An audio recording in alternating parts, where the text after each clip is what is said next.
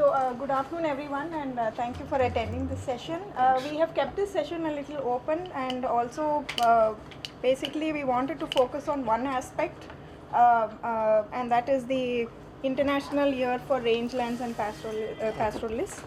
And this is an ongoing program, and in the next 2 years I think there will be an event on this.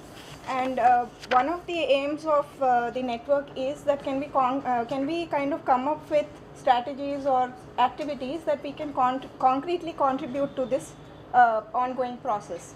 So we have already the chair and co-chair for IVRP with us today, Vivekanand sir and Rashmi. So I would like you both to basically set the context of what IVRP is, and then so that we can collectively brainstorm to get ideas on what we can do. Dr. Sadhana, okay. So he will be helping us moderate the discussions, but I'm hoping in this 1.5 hours we come up with a few innovative ideas on what we can do at scale. The whole idea is to do something for rangelands and pastoralism at scale. Thank you. Over to you, sir. Yes, sir. Thanks, Bhavana. So, good afternoon. So, after the lunch, this is our first session. So, already in the earlier session also, we told little about IORP. Some of you might have attended that session. That International Year for Rangeland and Pastoralists. 2026, that United Nations General Assembly, they declared in the year 2022, by 15th March, in the General Assembly, they declared International Year for Rangeland and Pastoralists. This is about 2 to 3 years of our lobbying at global level. Some of our NGOs, regional organizations, and some of the UN organizations, including FAO, ILRI, and also many NGOs also, we participated. More than some 300 organizations, they have been doing this work for the past, I think, about 2 to 3 years. Earlier, that is International Rangeland Congress was there. Every 2 years, they will get together, and many scientists, including this Mariam, and also other scientists, Iksan, Samuel, many people, they started doing this something we have to conserve, because that entire world's more than 45% of that earth, it has been occupied by this rangeland. It is being lost. So one of the world's, that planet's largest carbon sink, these rangelands. That root system that is storing that carbon, so it is a type of typical ecosystem. At the same time, it is also give livelihood for the marginalized people, especially pastoral communities, nomadic peoples who has been depending upon that. So it's a resilience for climate change and mitigation also. It is giving a vital role. So therefore, we have to conserve, preserve, protect, because what is happening, everywhere it is being converted for some in the name of development purpose. That land has been used for some other purpose. Then it is being lost, and again political interest and this exotic species also it is occupying, and also the classification of range is also sometimes confusing. They are classifying in our country also, they are telling it's a wasteland or uncultivated barren land or degraded forest land, something they are putting, and they are in the name of greening, they are undertaking this afforestation program. Instead of doing reforestation and sitting with the people and reviving that original rangeland, they are just greening. So because they are telling in the name of that climate mitigation project or green project or many things, they simply go tree planting. So that way, that many millions of trees they have been taken up, it's going on, still going on. So, this that UNCCD. Are you able to hear? Yeah. Hello. Hello. Is it little? Yeah. Okay. Yeah. Now UNCCD also, this land. Mic is not working.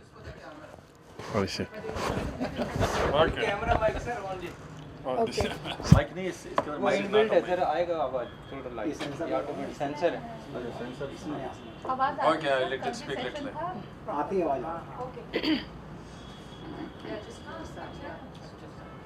So that land degradation neutrality, no? So LDN, so they are also putting target and see that, no, that mainly the rangeland should be revived or regenerated, and they come out with the target of 30% of that investment, no, should go for that land, the LDN, land degradation neutrality. So they fixed it. Every government, you know, they have to put some target, so they put 30%. So there they're telling that, you know, that rangeland and pastoralism should be given a focus. So that way UNCCD also they come out with one global land outlook with the focus on that land, this rangeland and pastoralism. So the main objectives of IURP, International Year for Rangeland Pastoral, is to regenerate and revive and also preserve and protect the rangelands, so that now the sustainable pastoralism, because the pastoral people who depending upon for their livelihoods, you know, these rangelands only. And again, you know, the governance and everything, that also the principles, you know, that controlled grazing, that overgrazing carrying capacity, you know, how it affects, and undergrazing also it also affects. So how we have to regulate and regularize, giving resting period, this reseeding, involving communities to include their what are the native species or indigenous knowledge. So there we have to build up. Then you have to build up a sustainable pastoralism as well as, you know, you can healthy rangelands. So with this theme, you know, just this IURP is coming. So now it's the right time. And we see that, no, we have to do whatever we can achieve to protect and regenerate rangelands. Now it is our government, and we have to take it forward with many activities. See, another 2 years are there. Now it is 2024, so 2025 until 2026. Now we have to do a lot of work. So I also ask my colleague, our co-chair, Dr. Rasmi Singh, also to please tell few words, especially on working groups, how we are doing it. Yeah. Thank you, Vivek ji, for giving an orientation. But before I give and decide what to say, what not to, because we have limited time, but how many of you already know about IYRP or International Year 2026 of Rangeland and Pastoralists? Can you just raise your hand if you already know about it? Okay, so most of us know about it. It is just for those who do not know. So UN declared, as he said, year 2026 as a year for rangeland and pastoralists. Why that? Because over 50% of our global earth surface is rangeland, and over 200 million people sustain on these rangelands. And while we think of various things to like save earth or nature or conservation, we mostly think about forest, but not these open rangelands. That's the whole thing. And the motive of having this year is to have advocacy and to support pastoralism in the rangeland, and to highlight the importance of pastoralism in the global economies, ecology, climate change, and also identifying the role of the traditional knowledge of pastoralism in managing these rangelands. So they're not one way to look at pastoralism, and therefore it is a global coalition of 102 countries who has signed to be part of this global unit, and there are more than 360 global organizations which are part of it. There are different support groups. We are the part of South Asian support group, but we are just showing the face. Sadhana ji was the chair before to us, and Natasha and Anita ji, and if I'm missing somebody, who have been Sajal, who has been member of the core team, who has been trying to do various sometimes workshops, sometimes dialogue, sometimes trying to put together some documentation on pastoralism in South Asia and India. So this is a brief background, and just to tell you more about, and this I'm giving you an overview about the working groups, the global working groups which are working together to identify the importance of pastoralists and rangeland for various things. And this will give you an idea of various things and where we can, because the whole motive of coming together is if what we can do in the coming 2 years. By the end of 2026, if as South Asia or if as Indian team, we want to do something, what those things can be and what can they be part of. So instead of only being part of the South Asia group, you can always be part of the global working group. I am the chair for the biodiversity working group because I work on the intersection of conservation and biodiversity. Natasha is on land. You're part of, Anita is part of land. But we also have members who work on gender from Indian community of people who are working on pastoralism and climate change.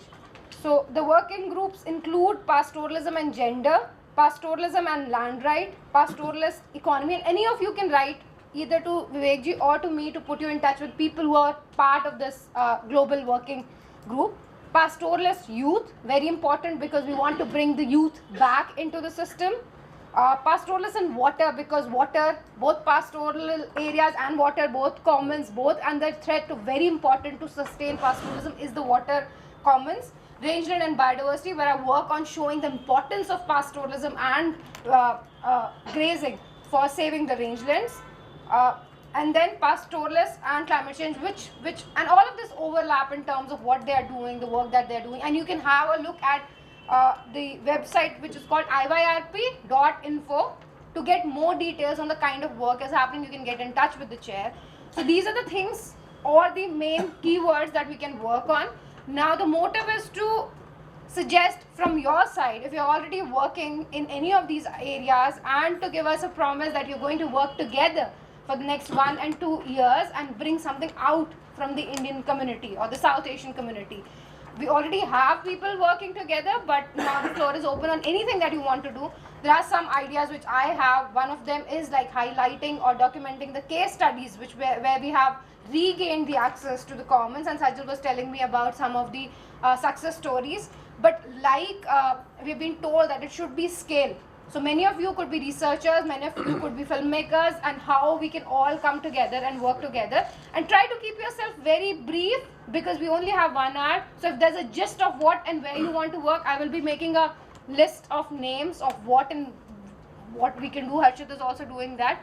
So we can all like work together. So that's the whole motive of being here. If there are any questions about whatever Vivekji or I have said, you're open to ask. Not a question, but I think the main theme of this session is order. This is one part, but it has got a bigger idea about the rain-fed livestock systems, and I think you can tell that what really is the aim of this. I did that, but I was just Achha, hoping you you have done it. can moderate the, So while the focus is on rangelands and specifically pastoralists, one of the ideas which the network is also thinking is, can we ride the same wave and bring in even agro-pastoralists on board, because they are also mobile systems. They may not move, the grazing radius may be smaller, but they have the they are in similar systems, and they are also closely connected to agriculture landscapes and other things. So here we are looking at systems where livestock is kept in mobile production systems. So that's one thing we could also look at. So the floor is open, like Rashmi was saying, and Dr. Savannah, I would like you to moderate and come up, if we can come up with more ideas on what we can do at scale. The scale issue is important for us because there are many people working in in smaller areas, but the larger narrative or the momentum is not building. So the idea here as a network is, can we all work together and build momentum for this for rangelands and mobile systems. Yes. Can you tell time? How much time we have? 1 hour. We have No, for every speaker, how much for time? every speaker, Dr. Savannah. Every speaker will start, but I think it's 1 hour, so we have up to 3 o'clock. At least 2 minutes for everyone. Yeah. Okay. Okay. 2 minutes. Sir. Up to 3:30 we should. I will finish in 2 minutes. Brief actually. Okay, let's have the news. Yeah, that's Because I am being a researcher, from research angle I will tell many things. That main thing is that in Rainfed livestock network we have small ruminants, then we have some species like camel, donkey, I am presently working on value chain of the non-bovine milk. where I am focusing on the sheep, goat, camel, donkey, and we recently visited Rajkot district and in collaboration with the Saj even we collected data from the pastoralist community. They are migrating from Dwarka and this region actually.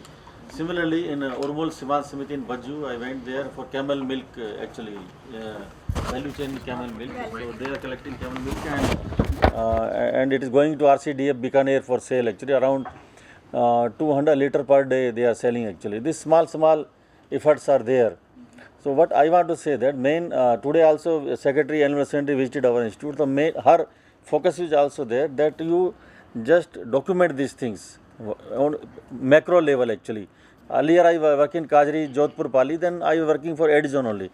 Now since I have national project on the value chain study, so my efforts will be for whole country I have to document the case studies, people who are engaged in the this business as a startup maybe. I know one young boy from the pastoralist community near that Rajkot airport, his father is also pastoralist from community. So they are just collecting sheep and goat milk, making cheese and this one paneer and this thing, and they are through Chennai based some company they are selling to foreign market actually. So like this I will like to collaborate with whatever people do know the cases. Donkey milk in Tamil Nadu is there, Visakhapatnam is also donkey dairies are there. So my and DSD in National Livestock Mission also they approved one project for us. They approved one project. So my efforts will be collect all these cases from the whole country. Now state-wise boundaries no restriction. Document it so that macro level what is the value of these animals and then how they are linked with the our pasture lands, range land, and then wherever they are moving for the grazing, what is the status of the range land actually, pasture lands. Since already I worked in IG4I Jhansi, so I know the condition of the range land, pasture land, Kajri also. So I have to document this pasture land status, range land status, how much area is there, then different animal species or communities who are dependent upon this range land. Finally, we have to come out some figure actually from economic angle. This is the total economy of this pastoralist economy, so that today she was asking share of this this one budget share for livestock actually. So our director told him that in the growth of the total overall growth of the agriculture, livestock share is 50%. Though in the gross value that GDP share it is 32%. But livestock is getting only 7% share in the budget actually, agriculture budget. So these are the major macro economic things that Secretary Animal Secretary he has to highlight in the ministry's meeting with the PMO that since we have 30% share, growth is also you are getting from the livestock 50. So more budget has to be allocated. From my angle, I can say in the pastoral economy, I will be collaborating with regarding this economic status of value chain status of the pastoralist community and the status of the rangelands. Thank you. Excellent. This is one important Please point. also introduce We'll be yourself. we'll Okay. be coming to more points, but let me say a few words before that, because we have many people who are coming, probably we are seeing them for the first time. We are very happy to have you here. This session is about livestock, and the livestock that depends on situations where just it is the rains, no other source of rivers, etc., no excessive availability of water. So in situations which are having almost no good amount of water, and you can think about the people who are moving upwards with their sheep and all are facing situations where water is less, and moreover wherever water is less, instead of crop agriculture, it is livestock that is giving bigger benefits. That is also very well known. So now we are looking for what more can be done about this kind of a system where the livestock are dependent upon just rains. That means water is relatively less. In such situations, what more can be done? Of course, majorly this situation has been clarified in terms of IYRP, International Year of Rangeland and Pastoralists, which talked about the pastoralists and also the rangelands, the grasslands. And now we want more ideas on that, and I'll be requesting everyone here to, when you start speaking, please kindly tell your name and then tell your topic. So I'll start with Sajal, who wanted to say something, and then come to Dr. Rana. I'll just introduce myself. Okay. My name is Khemchand. I joined ICR in 1993 and last 20 years I am working in the Rainfed, Livestock, sheep, goat, camel, recently on donkey also. Sometimes people laugh also you are working on donkey. And, Very important. and then Indian Grassland Federation Institute, my friend is here. 6 years I worked there on the rangeland, pastureland, rejuvenation of these lands, technology angle also. Thank you. Very nice. Thanks for the brief intro as well. My name is D.K. Sadana and I worked in NDRI, NBAGR, and subsequently we are working on agroecological farming in Himachal Pradesh after my superannuation 10 years ago. Now we move to Dr. Sajal. Sajal, please. Not More than a doctor. but I am Sajal, based at Nagpur, and I work with Rainfed Livestock Network. There are 2 points in 2 minutes. So first is with IYRP. In Indian context, Mahatma Gandhi National Rural Guarantee Scheme that we need to target for a scale, because there is a scope under that for developing silvipastures and rangelands.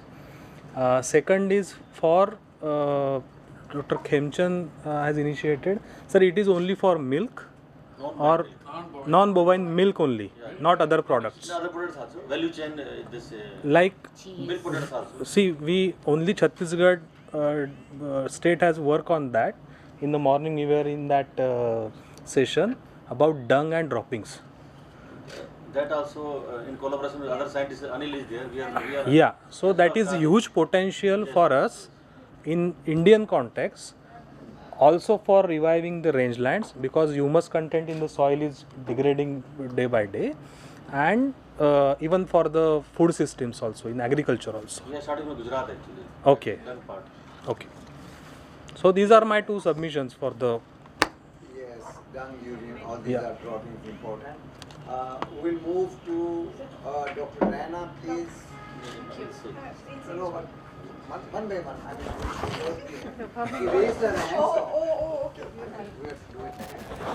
No, but Bhavna, you can speak and I can come after that. So yeah, there are I was under the impression we were going. so there So again, I'm here with I'm Rajeshwari Raina. I teach in Shivnara University. We're both from there, but I don't work on livestock systems or anything. But my interest is basically in social ecological systems, and I also have a little vested interest because I'm part of Sarjeevan and also the RRA network here.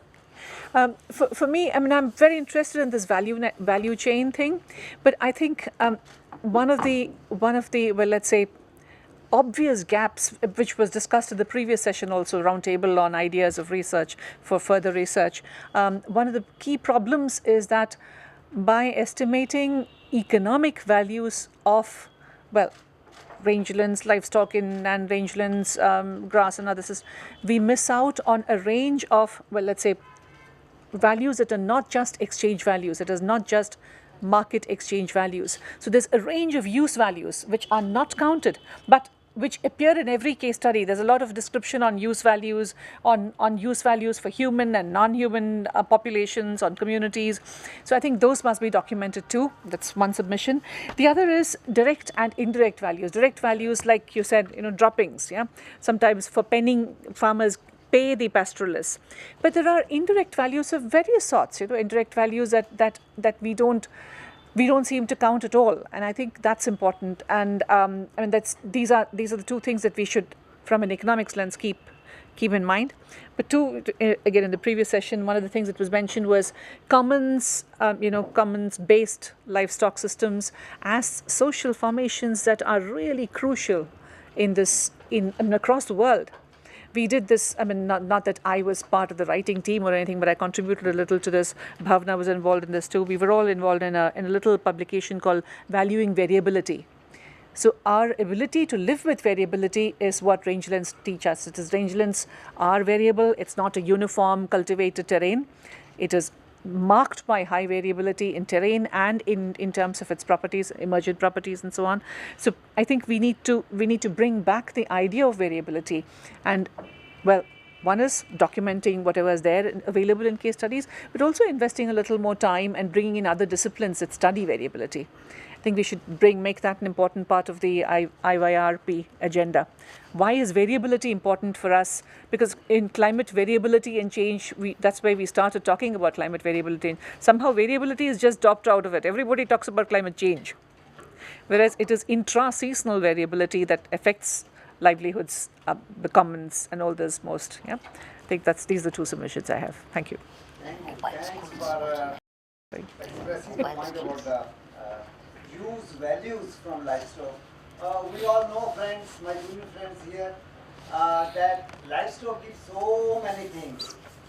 We may start from food to fiber to many other things, but they also give many things which are not converted into money.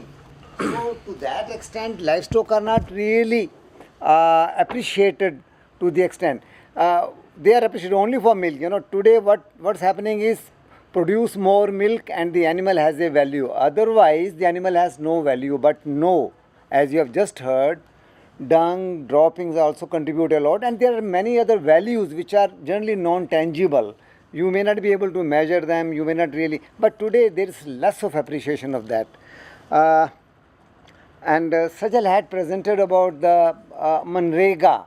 Manrega has, I think, around 242 schemes, out of which about 112 are directly connected with agriculture, animal husbandry. So those schemes can definitely be used for continuing our work in villages, Gram Sabha. If you are there, you can promote that.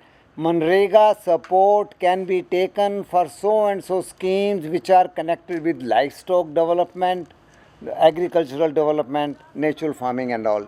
So nice, Dr. Saab. Now we'll come to Dr. Ilse.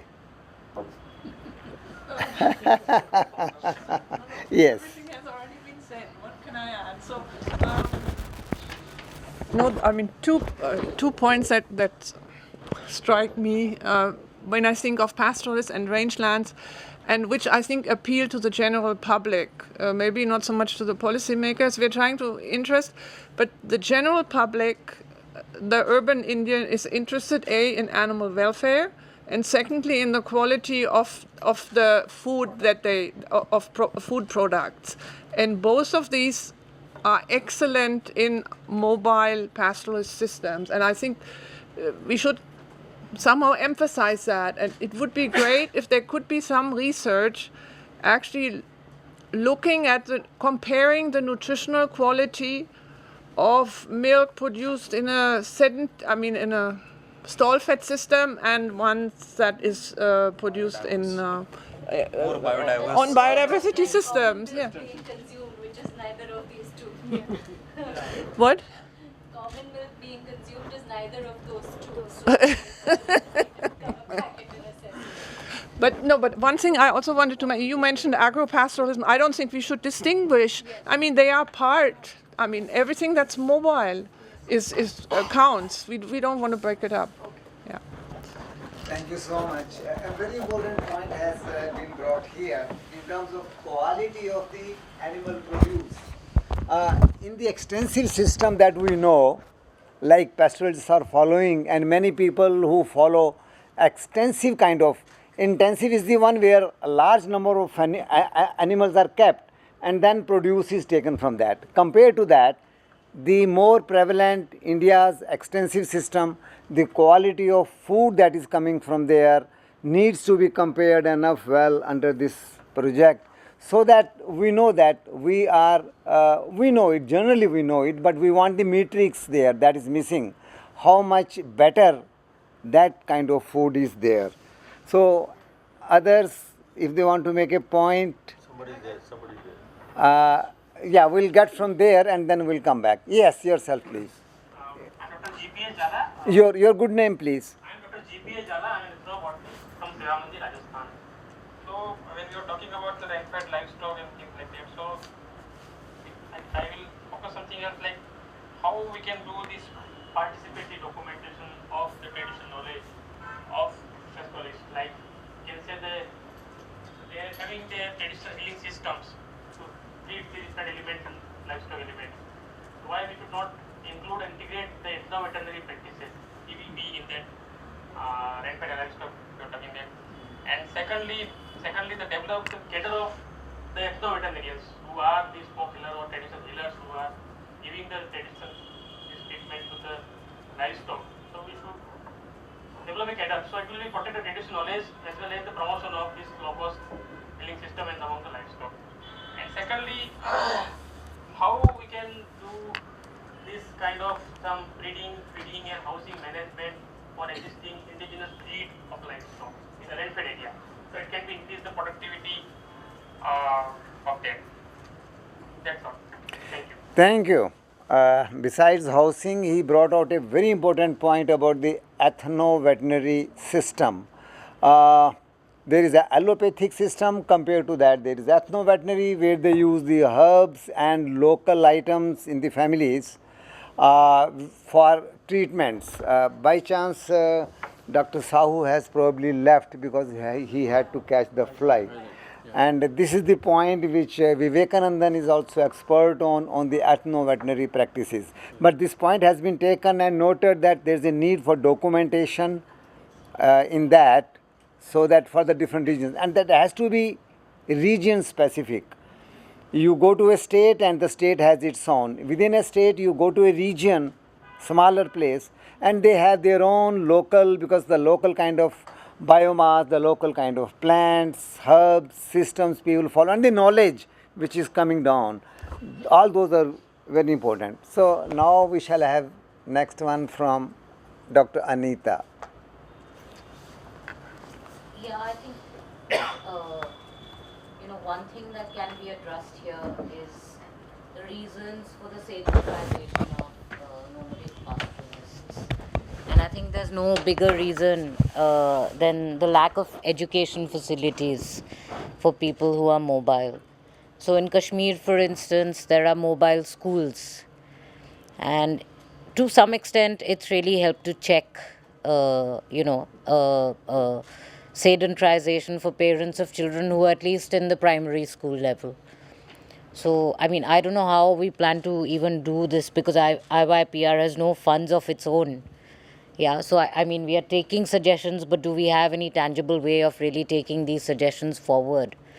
But I'd like to suggest that we think about creating, mobile mechanisms of a more experimental kind of education that would work for the children of nomads, and even adult education, basic numeracy, literacy, those kinds of ideas. So, I mean, we'd also like to know how these points are going to be taken forward, whether there are any tangible ideas of doing that. Yeah, thanks. Very good. Any points about this? A very important point has come up about the education, learning of the young amongst the pastoralists. They have a system of having their livestock and they move along with their livestock. And when they move, they go away, and then their children are either at house or they are also moving along. There are different kinds of systems being followed in different parts of the country. In Gujarat, they move along, and here in Himachal, this side, the children are stationary at the houses, sedentary, and adults normally go up there. Education is important, and children lose that process of regular education, number one. Number two, the education must include their local practices. That also has been missing in whatever kind of education we all have. Even otherwise, pastoralism should be a subject in our school education because that's an essential part of the country. These issues also will be, I suggest that these are taken up. Very important points coming up. Thank you so much. So we have the points from Dr. Samruti, please. Good afternoon, everyone. So now that sir is present in the house, I have a submission to make. Is it only the non-bovine milk, or is it the other products that are the value chain system is being created by the institute, by your institute? Wool, especially wool from Jammu and Kashmir, because there are very skilled women from Bakarwal community in Samba district. they have been looking for a platform to just exhibit their products. But sadly, there has been no public platform even in the city, because it takes a lot of permissions from higher ends to even display products. So इसके लिए अगर I am talking about wool products, जिसमें carpets आ जाते हैं, उनके caps आ जाते हैं, sweater आ जाते हैं, तो we have been trying since a long time कि एक ऐसी एक एग्जीबिशन हो पाए जहाँ पे उनकी सामान हम दिखा सकें. तो that has not been able to get materialised even in the agricultural universities. And जैसे सर ने अभी कहा कि इसको अगर हम अपने वेटनरी करिकुलम में अगर ये सब्जेक्ट लें, क्योंकि of course pastoralism is a state subject, इसका रेलिवेंस शायद in states like Odisha would be little lesser, और maybe except Arunachal Pradesh and Sikkim it would be lesser, but more in states like Jammu and Kashmir और गुजरात और in central semi arid areas और dry arid areas. तो ये एक चीज़ है. दूसरी बात ये है कि एनिमल हस्बेंड्री डिपार्टमेंट को कैसे एक पेस्टोरल सेल उनके साथ, जहाँ पे कन्वर्जेंस हो सके रूरल डेवलपमेंट डिपार्टमेंट के साथ, तो ये एक चीज़ है. हम चाहते हैं कि how it can be done, because most of the departments have been working they are having vertically ना, तो वो वही है कि हम चीज़ों को कन्वर्ज नहीं कर पा रहे हैं. तो कैसे ये हो सकता है, that needs to be done. Yes, sir. Yeah, actually, two persons are not there. One last time one meeting was in Jaisalmer. Then that lady from Ladakh. वो क्या नाम है उनका, जो मूवी आमिर खान का मूवी आया था, जो वहाँ स्कूल था, 3 इडियट्स में जो वहाँ का सीन था, लद्दाख का स्कूल था जो, वो उनका नाम क्या है जो उधर थे लद्दाख, वांगचुक की वाइफ आई थी. His wife came in Jaisalmer meeting.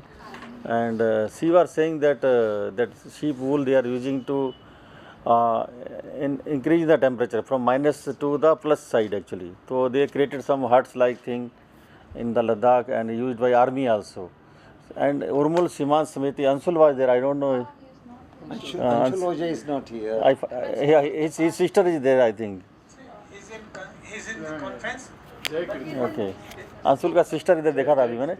Actually, I went to Bikaner, and from some 100 kilometers from Bikaner, Bajju place is there, where Unul Siman Samiti center is there. From Bajju to some 30 kilometers away, one in a village, they have one center where they alternate use of wool to just reduce the temperature actually.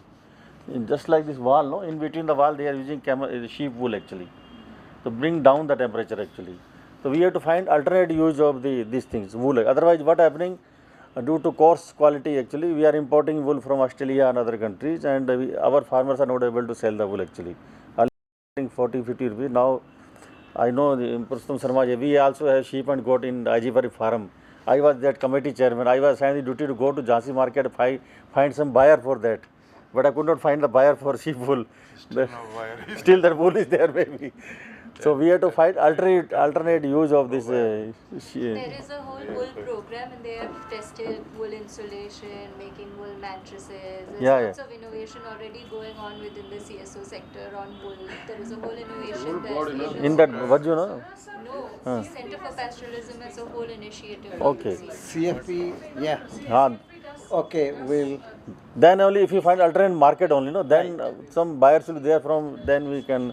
Very good. I think very important point has been brought up by Dr. Samriti about the non-bovine milk. After this, sir, non-bovine milk and other uses of the livestock like fiber. And very important points came up here. In Bikaner, the groups, the institutions, they are actually developing insulation material for buildings like this, where sheep wool is used to put in the wall as the insulation, and they have already obtained 35% reduction in the need of electricity for cooling, for maintaining the cooling. I mean, this kind of developments are happening now. And also now recently they put up one building in Kashmir, in Srinagar, so that the very cold temperature outside, the inside can be kept little warm compared to what the temperature is outside. So important points coming, and I think there are issues which need to be noted for further. Now we'll have a point from there. Sir, after that, Harshit, from there, please. Yeah, good Your afternoon. My name is Jagdish Jadhav. I teach in Central City of Rajasthan. I wish to put 3-4 points which are political in nature and which may create a storm in our house. My first submission is about the identity about the pastoral communities. Because we are calling them as a pastoral, but their constitutional identity is not unified. Somewhere these communities are falls in the list of scheduled caste, somewhere it is in scheduled tribe, and majority of they are the part of the OBC list, other backward class list. Right. So whatever the political and the economic benefits, they are often been trenched by the dominant community. So somewhere we need to address the issue of the enumeration. We often talk about the livestock census, but we never talk about what is the exact number of our pastoral communities, and without that our political demands will not be fulfilled. So that was my first point about the identity. In different states we are having a different economic corporation. Okay, but what these corporations are doing, they are having the crores of the budget, and whatever their programs they are rendering for addressing the issues of the NTD community, they are absolutely irrelevant. So morning, in the same hall we talk about the research. So we need to change the agenda, and we need to make certain program which are relevant in the context of our pastoral community. Third, basically, we love nomadism, but we don't love nomad. Because it is always create a conflict between the sedentarized communities and the wandering communities. We love national corridor. We love, national development. We love national highways. And from Kashmir to, Kanyakumari, our sheep, our goats are dying, because of the heavy traffic. As we are advocating the different national corridor, why can't, at the country level, we should have the pastoral corridor, which will having a specified route where people will halt, halt for drinking and some other purposes. I think we need to take this agenda. My second last point is about whatever our traditional livelihood mechanism adopted by either by the nomadic or semi-nomadic communities, in today's 21st century, it is not protecting their livelihood. We need to think about some kinds of the alternative livelihood. We are talking about the wool, but in our today's market, the wool from the New Zealand and Australia, our Indian people are not compete. So what kinds of the alternative craftsman skills, that need to be infused by the population. So while protecting the traditional livelihood, we need to seriously consider about alternative livelihood mechanism without losing, traditional identity or our indigenous traits. And my last point is about the human right, because we know that whenever the pastorals they are passing through different villages, it is often been atrocity committed, particularly on the women by the sedentarized communities, and the institutions, whether it is the NHRC or the different apex bodies, they do not have teeth, to protect. So we need to sensitize the different human right bodies for protecting the human right issues of the all this, and for taking the credit of the indigenous breed and the livestock issues, people like LC and other, you are the knowledgeable people. Thank you very much. Shall I reply to thank point? you. No, just a minute. Okay. Thank you so much, Dr. Yadav, Mr. Yadav. We are happy to hear you, and you have raised 6 points. I won't touch 1, 2, or 3 points because they are more political, and you said rightly might disturb the whole discussion, and we have an agenda to fulfill that might be disturbed. Your one point was about the identity of the pastorals. Do you know census of pastoral livestock is happening in this particular year? Do you idea? You have some idea that, actually census of pastoral livestock, this livestock census is there. This is going to be the 21st livestock census in the country.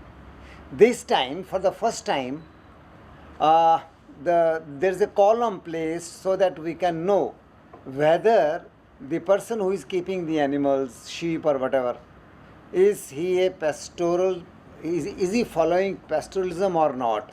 Those things have been refined and being placed now for trainings and all, so that we know in the country what is the status which you said about. Your second point was about, we won't continue discussions. Kindly, we can do it later also separately. My point is about the constitutional identities, because the Gujjar of the Jammu, they are the part of the scheduled tribe list, whether the Gujjar from the Rajasthan, they are part of the OBC list. Okay, unless people are getting the constitutional identity, they will not enjoy the reservation. Okay, whether it is a This is local the gram panchayat right. or education and employment. Right, and this is the first time the census is coming up, and there also they are trying to note as much about them as possible. Even today, it's very difficult to note all the refined points that's there. A beginning is being made, and probably that will be a good learning ground, and probably your points will be taken care there. You told about corporations and whatever they are doing. You told about the nomads are not preferred, or pastoral corridors. Yeah, that's an important point if we could think about. We actually need to have pastoral corridors in the country, like Spain has those. You know, there are passages for the pastoral people to move around. You told about the protected livelihoods. You told about the alternate livelihood. I don't know what did you mean by that, but we are thinking about strengthening those livelihoods, because those are providing food for the country. Those are providing so much of products, items, and including, let me say, about even carbon sequestration is happening in those lands by virtue of the whole process of pastoralism. Water saving, conservation is happening. Pollution in reduced manner. For the same amount of food, much less pollution in the world because of these people. Those issues, you did touch many of those issues, and human rights. Okay, I mean, these are the little wider issues which I might not say more about. I think we'll move next, and Harshit raised a point, and then we'll go there. Harshit.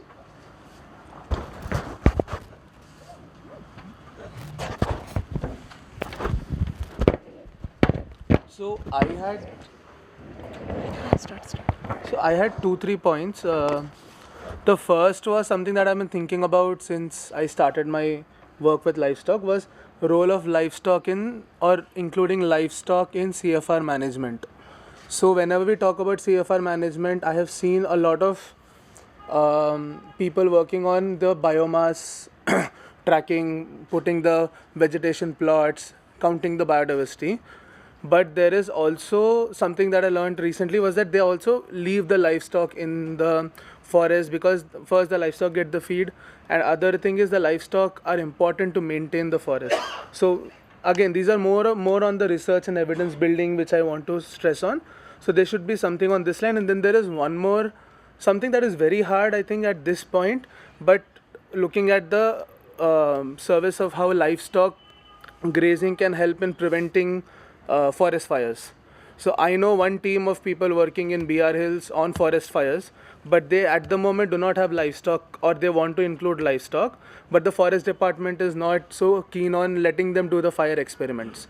But if that passes, then something like that to be tried, because unless and until we don't have evidence, again, in the last 2 days, almost on every panel, directly or indirectly, need for data, for evidence has been told, and this is something that I've been hearing for the last 3 years. And I wish, and I really hope that we all can contribute to this data generation process in the coming years. The second point is something that Ilse has already spoken about, but this also comes to me from my own experiences, where we look beyond economics and ecology. We look at individual livestock and the relationship between the animal and the human. Because in Maharashtra, I was there last month, and there is a concept of jani in buffaloes. So there is one buffalo which is whose milk is not given or sold. It can be given in kind, but that buffalo's milk is only used in the house, and that buffalo is worshipped. And there are whole traditions and culture that is around these things. And when we talk about valuation, again, for valuation, for the intrinsic value of these also needs to be considered. So how do we do the valuation is something that I still do not know. I wish to explore it more, but we should go beyond the utilitarian or resource-oriented mindset as well. Because then we see also a new layer, a new beauty of livestock, which is again unique to our grazing systems, our extensive systems. And the last point is, so this comes from some conversations, some observations where there are some states in India where livestock and pastoralism is known. It is known that okay, in Gujarat and Rajasthan, in Jammu Kashmir and Ladakh, Maldhari hai. But then in states like Chhattisgarh, Bihar, UP, Jharkhand, Odisha, Northeast, we still do not know what kind of systems are there. So when we were making maps, and I see this in maps that in Mizoram, so not in Mizoram, Arunachal and Sikkim, there is some data, but we do not have any data and very less understanding on what is the system in the other states of the Northeast. I have been told from my friends who work in Northeast that yes, there is something like agro-pastoralism, there are mithun. I do not know what the system is, but and then pigs, extensive system. These are things that we have not explored, and we also, at least through the pastoral census, again I hope the numbers come out, and in these states where we do not have much work, at least the evidence comes that okay, there is livestock, there is pastoralists, there are indigenous breeds that have not been described so far, which we need to work towards. And the government has a zero nondescript agenda coming. I mean, they want to achieve that, and I hope that we can contribute to these. Yeah. Very nice. Thank you so much. You have raised the point about valuation, which also came up earlier, and that's really good. And about the forests, you said. And we have some more points coming from that side. Yeah, yourself. Yeah, connecting to the last point. Would you tell your name? I'm Andring Lambu. I'm from Tata Institute of Social Science. So yeah, connecting to the last point, my friends about the animal husbandry or whatever livestock rearing in Northeast area. So I come from Manipur. So we practice this called that you mentioned about rearing of mithuns. And its main purpose is only for consumption. So there's no, I mean, you guys can say this also if research has been done on that whether it can be reared in the lowland areas and can be reared in a huge population, and then get milk out of it or any dairy products out of it, or it can be anything that research need to be done. And then if there's any possibility, then that I can reach out to my community so that we can discuss about it. Yeah. That's good. Yeah. I will insist that there's NRC on yak. NRC. You can check their website. Mm. They have shown what are the products that they have been using, what are the techniques, and where are the research centers. You can probably connect people who can help you work on mithuns and yaks. These are two separate institutes. One is in Nagaland and the other one is in Dirang, Arunachal. So you will have a better understanding of the kind of products that have come from there, and you can connect them. And regarding this pastoral census, I will request all of you to just go back to your communities and spread a word about it, because a lot has not been spoken about it, and we have census starting from pastoral livestock census in the history of 100 years. मतलब 100 साल में कभी नहीं हुआ है. Livestock census हमारे 20 हो गए हैं, बट दिस इज़ 21st. सो ये जो है आप अपने कम्युनिटीज़ में बता सकते हैं. It will start from September till December of this year. Very good. We'll have the point from you after one point from Purushottam. Purushottam, please. Yeah, yes, sir.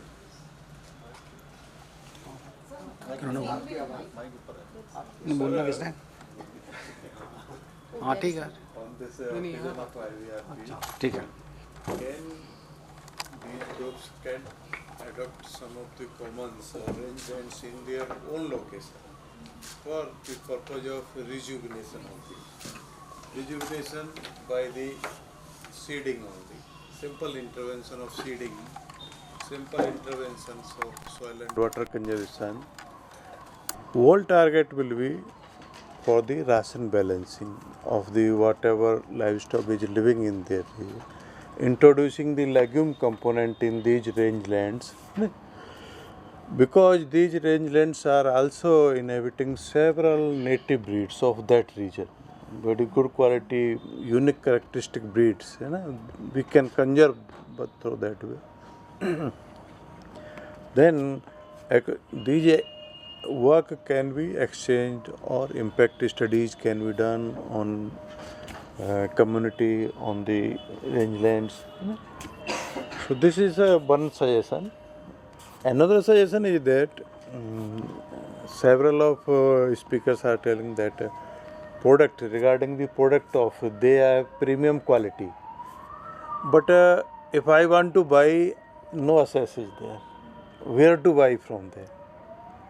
In pan-India network may be created where with your organization's help, these pasturers can put their product there and we can buy that product at reasonable price with fair quality of the guarantee. These are two suggestions. I think you have noted important points. Skill also. Definitely. Skill also. Definitely. And the one, from you, please. I can speak? Yeah, you speak. Yeah. My name is Atish Khan. I'm co-founder of Nature Dots and we work largely on tech. We are an AI company, but we work with fish farmers. That's where the cutting across and what I'm hearing a lot from the social and policy and behavioral point of view. But one thing which we have been, because we have been running climate models very hyper-local in Indian scenario, and we have been noticing the change of weather patterns and the variability which is coming. And that's where the incidences of diseases, not only in the fisheries which we are directly monitoring, but also across the livestock has been increasing. And that is impacting the weight of livestock to the consumption, whether it's a thermal stress we are talking about, whether it's the even impact of the water quality on the milk production we are talking about.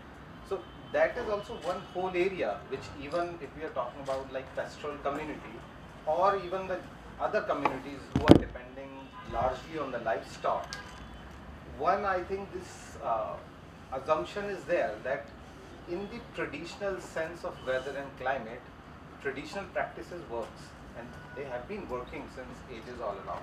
But these sudden changes which are happening right now, I don't have evidence and I don't have really an argument around it, but this is a question which I want to pose to the experts, is that where we need to now address, like how we will address these sudden changes. Otherwise, we'll keep, getting surprise and shock either from the weather or from the disease, and then the all impact is going to the community because that's where the risk lies.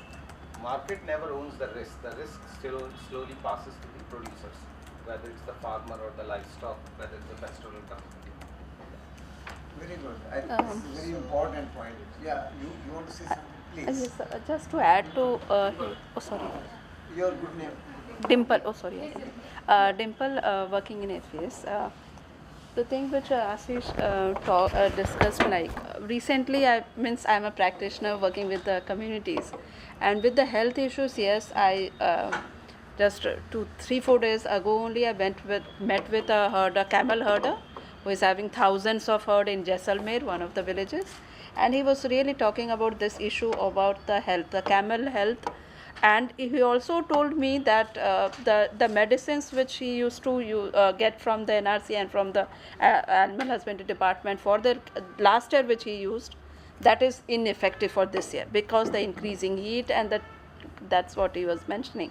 So that is really a concern. And also one point I came to know from them that recently the diseases are increasing. Even there is issues of what to say about the camels are coming up with, they are having the handicapped camels, the calf which is coming in those areas. So there are really issues around that. And last year, if you must be knowing, in Rajasthan there was with the cattle about this lumpy diseases, and so these are things coming up, and it's really very the farmers and the cattle livestock rearers are facing really very bad on that. Just 2 words to this query. One approach जो मैं आपको answer करना चाहूँगी, it would be One Health approach. So that will take care of the planet health, that will take care of the human health, that will take care of the animal health. And second चीज़ ये है जो आप बता रहे हैं कि medicine last year काम कर रहे थे, इस साल काम नहीं कर रहे, एक है एंटी माइक्रोबियल रेजिस्टेंस, वो जो डेवलप हो गया है, इसी वजह से हम ऑल्टरनेटिव मेथड ऑफ मेडिसिन हम अप्लाई कर रहे हैं, जो इथनो वेटरनरी प्रैक्टिसेस के बारे में हम बात कर रहे हैं. तो ये अगर हम प्रमोट करेंगे तो in that case we can address the issues that is coming because of the climate change. हाँ जी. For example, we run the model, we know what is going to happen with 99% accuracy. This information, how it will go to the pastoral community who are actually आप अगर देखेंगे how the action will practically होगा कैसे, like that is my point. Actually क्या है कि अगर आप देखेंगे pastoral communities they don't depend on antibiotics. अगर आप किसी के आप अगर इंटरेक्ट करेंगे, मैडम भी बोलेंगे टू पेस्टोरल एंटीबायोटिक्स वो बड़े कम यूज करते हैं. तो use antibiotics on a large scale to some extent. I think this is one important point which needs to be taken care of, and Bhavana, you made a note of this point, important point which came. Yeah, thank you so much. Yeah, Dr. Raina, please. That's the last one. Can I just respond? We'll have after this only one more question. Sorry, just to ask, when you say you said there is an overload of climate models that are local.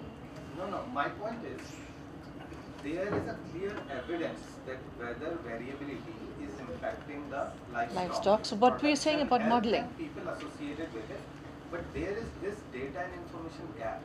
So this information is not really able to turn into the action to the people who are managing the livestock. We are working with fisheries, fish farmers, inland fish farmers. That is where we know when we started this was there, now we are addressing that. But because the livestock discussion also came in on the field, we observed that okay, this is happening. But that is not coming. There are a lot of practices which are there in silos working around. Either support, either thing, but that's a larger and I would say more invisible issue which is building up.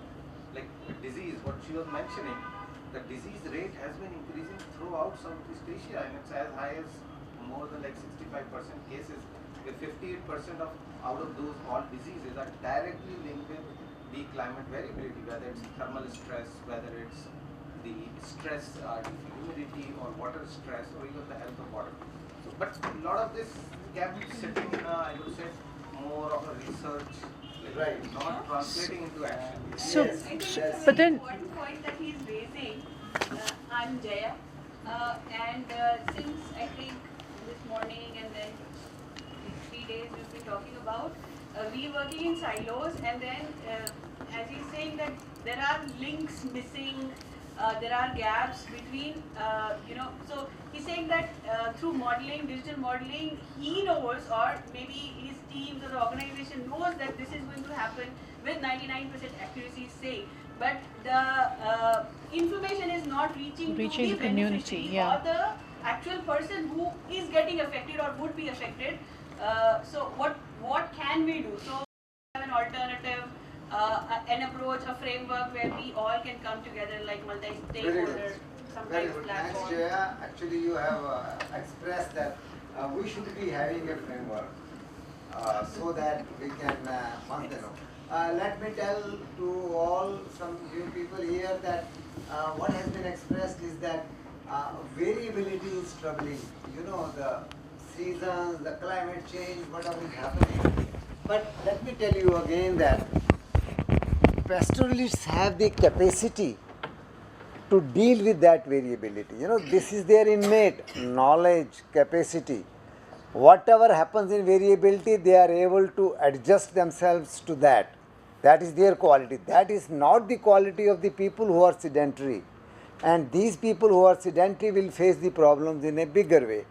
That's also very much known. That's why we are now promoting IYRP, and we are after this, that system has to be strengthened. That part is going on. I think we are a little short of time now because summarization will happen from here and final words from the chair will come. And if there is one point left from you all, let us have that after Sajal. Anybody else? Natasha has a point. Okay, it's done. So last point coming from Sajal. Thank you so much. Thank you, Sajal. In all discussion points, we are not talking about the 1 lakh villages in our country who are forest-free villages, and sedentarized tribal livestock peoples are there who have their contribution is also to be considered. We are only running behind pastoralists. Overall, our discourse. So that we also should consider. Very right. This also kindly note that forest fringe villages and those, the people, the livestock. 1 lakh. As per NRRA report. Okay, please come up. You've mentioned about taking up not only the pastoralist and the agro-pastoralist, because what I see in the villages, there's really a big conflict. I was thinking that there would be discussion on the land and pastoralism, because the villages is facing really, because the pastoralists, about that the corridor and the extension, they used to do it, they are doing it, but there are the challenges behind that, and they are being forced into sedentarization. And because sedentarization comes up, there's then becomes the land conflicts comes up, and because parallelly we are saying that the commons should be restored. So was mentioning about the various land water conservation. So when we talk about the land water conservation to be done in each of the pastures to be restored in the villages, there the challenge is that restoration, because that's the issues which we are facing in the villages, where the restoration work is being taken by the Mahatma Gandhi Narega. There needs to be some 5 hectare, 10 hectare, whatever the village does. Enclosures are done, that patch gets restored, the area is open. So then the villages are like fighting. No, we don't want the pasturage. Where will our cattle or the camels go, or sheep go? So these conflicts and issues should also be taken into consideration. That's also. By chance we are a little short of time, and now I think by this time we were supposed to have completed the session, but we have the summary in brief will be coming from Dr. Rashmi, and then final words from our chair Vivekanandan ji. Thank you so much for your interest, very lively discussion, and I know it would have gone over, and we needed more of it, but we are short of time. Thank you. Thank you, Subhana ji. So again, we all had different goals and aim of coming together. For me, it was, we have been a small team who has been working together and try to keep the work of South Asia support group moving. We have been doing that whenever and whoever has the energy and capacity to do that. However, this space was also to take up 2 or 3 key important things where some of us all come together and put our energy on bringing it all together. And I understand that different people, different actors in this crowd may have different motivation to work together, even if it is about pastoralism and rangeland. So for example, for a person like me who loves to do research at the intersection of ecology and society, I was fascinated by ma'am's idea of socio-ecological systems, and then your idea about doing simulations and seeing that how the rangeland health is connected to XYZ factors and what we can say about it.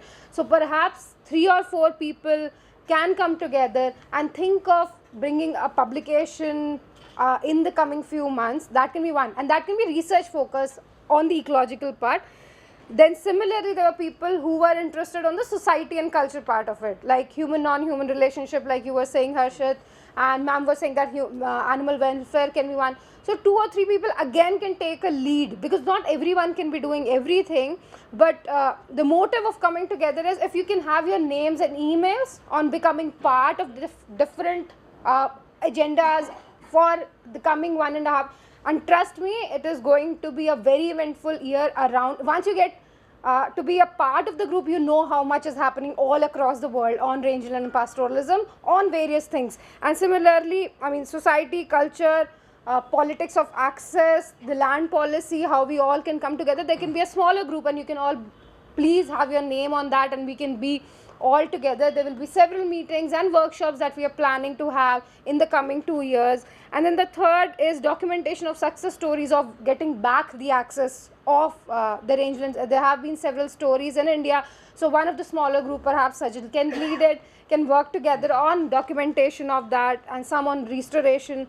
And of course, the exhibition of products beautiful products, handicraft, that can be one of the very important area that we all can work on. So these were the 4 or 5 things that were highlighted. If I've missed something, you can always say that this is what I want to, but I personally am very keen on bringing together the Indian researchers, because there has not been much documentation on the Indian level. Of course, there's a working paper on biodiversity relations in South Asia or even global, like what are the role of pastoralists in biodiversity conservation. Similarly, there are global papers happening, but we sitting in India, which is the massive population of pastoralists and a big area of rangeland, I really request all of you, whoever is interested in participating all these events and whatever groups we are making, I really request you all to get your names and email ID documented. And there must be some younger researchers who want to work. You're welcome to join PhDs, and there are several teachers also part of this. So feel free to get in contact with all of us. You have some final? Oh yeah, yeah. Okay. Mera? तुम्हारा दे दो, but I'll get it written abhi. We'll collect it under a different thing, no, so that it reduces work on you also. Thanks, Rasmi. I think you have very beautifully summarized. So we have some IIRP materials. What is the significance of IIRP, and also what are the 8 points, that UNCCD they want to focus to that country, that nodal points, especially the forest department and other line departments. So there are 8 points that all we are translating in the local language. It is available in English, Hindi, and also this Kannada also they have done. Some of the language if we want to come out, please help.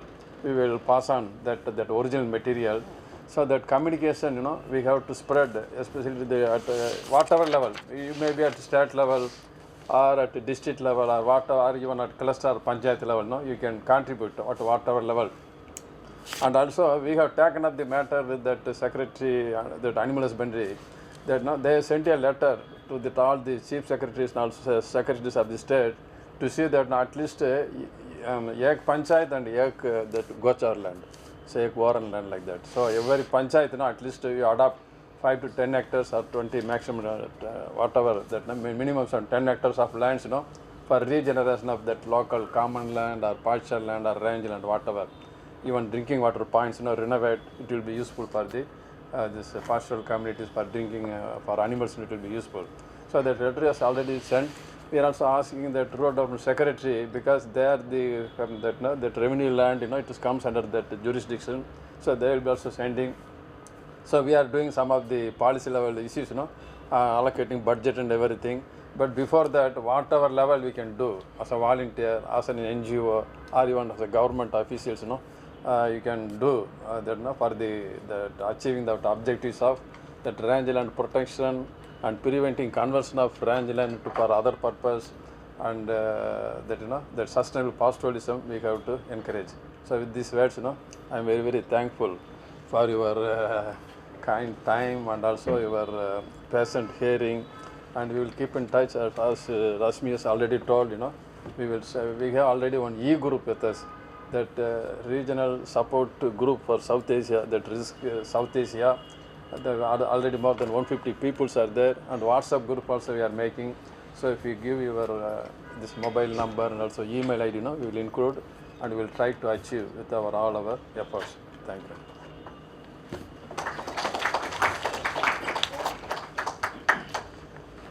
Thank you, everybody. I think we got some takeaways from the session. And we'll be in touch, and you know where to get the details on the IIRP. So thank you. If you want to get your emails here for various things that we discussed, it's here.